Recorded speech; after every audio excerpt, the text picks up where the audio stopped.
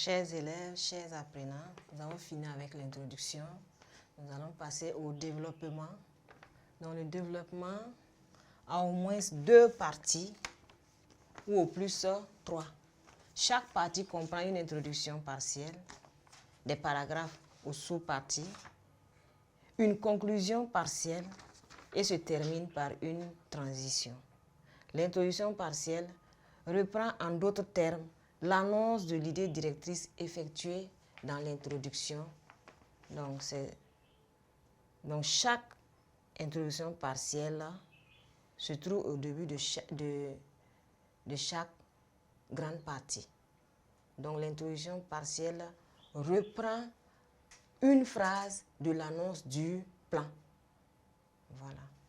Pour introduire la grande partie. Voilà. Donc, l'introduction partielle reprend en d'autres termes l'annonce de l'idée directrice effectuée dans l'introduction. Donc, ainsi, elle fixe le projet qui sera suivi dans cette partie. Donc, après l'introduction partielle, on passe au paragraphe. Donc, les paragraphes sont au nombre de 2 ou 3. Et chaque paragraphe renvoie à un argument qui a été développé et illustré par des exemples. Donc, les paragraphes sont au nombre de 2 ou 3 dans la partie. Ils développent un argument illustré par un exemple. Et on peut avoir... Donc, après les 2 ou 3 paragraphes, on passe à la conclusion partielle pour montrer que ce qui a été dit dans l'introduction partielle est vérifié. Donc, la conclusion partielle reprend brièvement la démonstration. Donc, des mots de liaison sont utilisés pour relier les idées entre elles. Donc, pour passer d'un paragraphe à un autre, il faut utiliser des mots de liaison. Voilà. On peut utiliser de plus, en outre, aussi, en effet.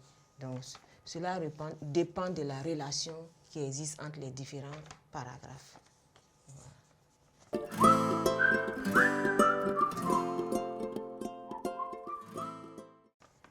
Si c'est la progression, si c'est pour opposer une idée à une autre, il y a les mots de liaison qui sied.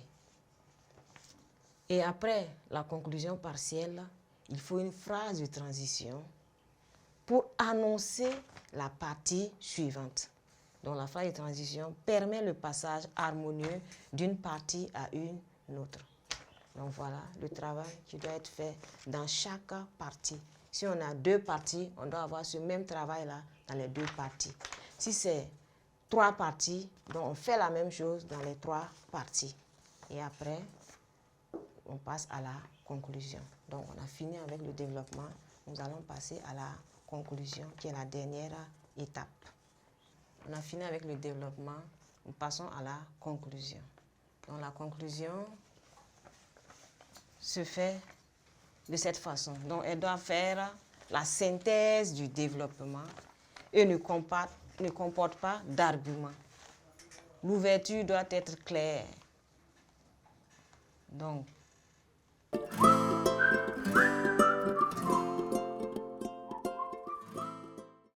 pour me résumer, la conclusion comporte 3 étapes. Le bilan, des idées développées, ensuite un point de vue personnel sur le problème posé dès l'introduction et l'ouverture vers un autre sujet de réflexion lié à celui qui a motivé la dissertation. Donc, on fait d'abord le bilan, ensuite on donne le point de vue et on termine par l'ouverture. Et l'ouverture, c'est un autre sujet plus vaste. Voilà. Donc, on a fini avec la méthodologie et nous allons passer à un exercice d'application de la dissertation. Donc, je vais vous donner un sujet sur les progrès scientifiques et technologiques.